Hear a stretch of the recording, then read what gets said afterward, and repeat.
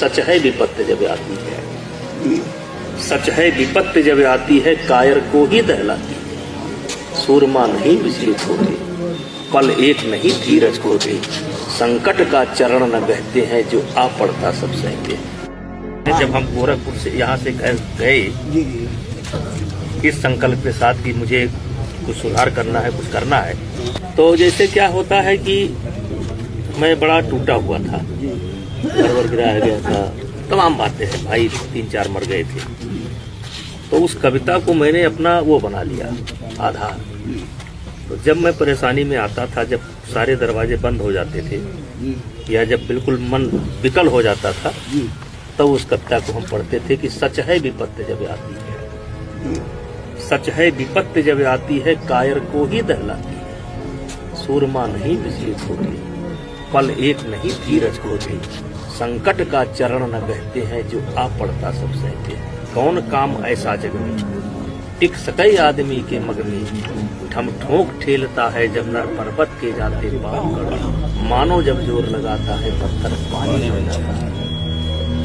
गुण बड़े एक से एक प्रखर हैं छिपे मानवों के भीतर, गुण बड़े एक से एक प्रखर हैं छिपे मानवों के भीतर।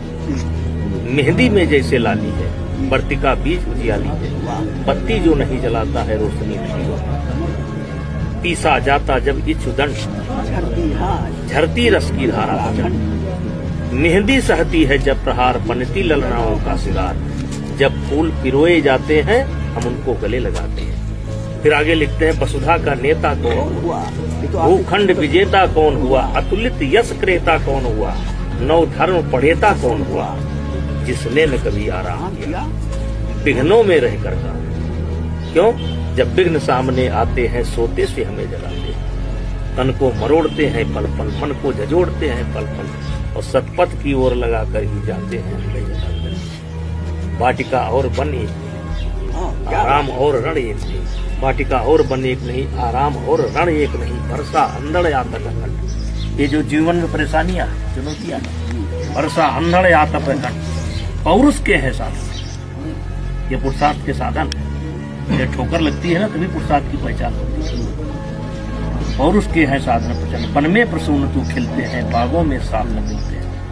कंकड़ियां जिनकी से सुअर छाया देता क्यों है, वही सूरमा निकलते हैं जो विपदाओं में। इस कविता पर मैं जिया, आगे आती